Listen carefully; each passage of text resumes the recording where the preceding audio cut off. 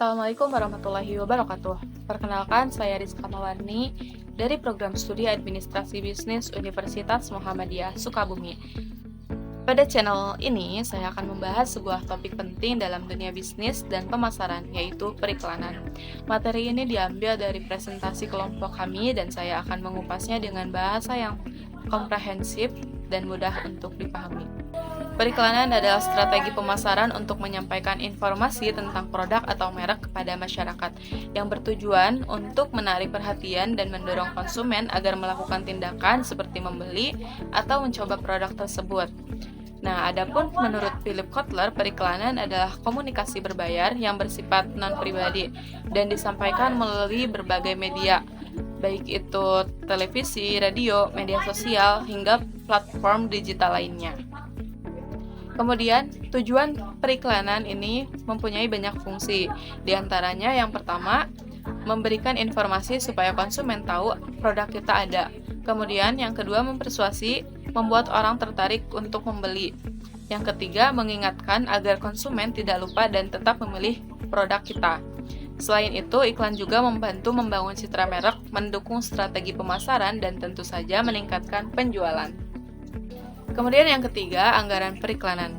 Tanpa dana yang terukur, iklan bisa boros dan tidak efektif. Anggaran periklanan adalah alokasi dana yang disiapkan perusahaan untuk kegiatan promosi dalam periode tertentu.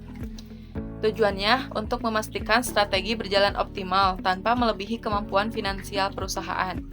Kemudian, metode penentuan anggaran bisa berdasarkan persentase penjualan, kemampuan keuangan, menyamakan dengan pesaing atau paritas kompetitif, atau berdasarkan target yang ingin dicapai, dikenal sebagai metode tujuan dan tugas. Kemudian yang keempat, pesan periklanan. Iklan yang baik punya pesan yang jelas, menarik, relevan, dan memiliki ajakan untuk bertindak, atau call to action. Pesan ini harus mampu menyampaikan informasi produk, manfaat, dan alasan mengapa konsumen perlu segera mencoba produk tersebut. Kemudian media periklanan. Media iklan terbagi menjadi beberapa jenis, diantaranya yang pertama media tradisional, biasanya seperti televisi, radio, koran, spanduk, atau billboard. Kemudian yang kedua media digital, bisa berupa media sosial seperti Instagram, Facebook, TikTok, Google Ads, website, hingga e-commerce.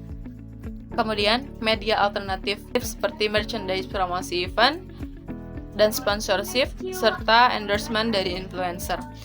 Pemilihan media perlu mempertimbangkan target audiens, mulai dari demografi, gaya hidup, lokasi geografis, hingga budaya setempat. Timing sangat berpengaruh pada efektivitas iklan. Misalnya ada prime time, di mana audiens paling aktif, off time di luar jam sibuk, seasonal seperti lebaran atau liburan sekolah, dan event based pada momen khusus. Dilihat dari jangkauannya, iklan bisa bersifat lokal, regional, nasional, bahkan hingga internasional. Kemudian yang ketujuh, mengukur efektivitas iklan. Beberapa model yang digunakan diantaranya yaitu AIDA, atau Attention, Interest, Desire, and Action. Kemudian dua, EPIC, Empathy, Persuasion, Impact, and Communication.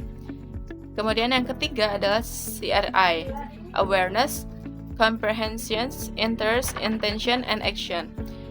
Nah, kemudian kesimpulannya adalah periklanan bukan sekedar membuat produk laku, tapi juga membangun citra kepercayaan dan hubungan dengan konsumen. Untuk itu, kita perlu memahami cara merancang pesan, memilih media, dan menentukan waktu yang tepat hingga mengukur efektivitasnya. Itulah pembahasan tentang periklanan dari sisi manajemen, strategi, dan tipsnya. Semoga materi ini bisa bermanfaat, terutama untuk teman-teman yang sedang belajar atau terjun di dunia bisnis. Jangan lupa like, comment, and subscribe supaya tidak ketinggalan materi berikutnya. Sekian, wassalamualaikum warahmatullahi wabarakatuh.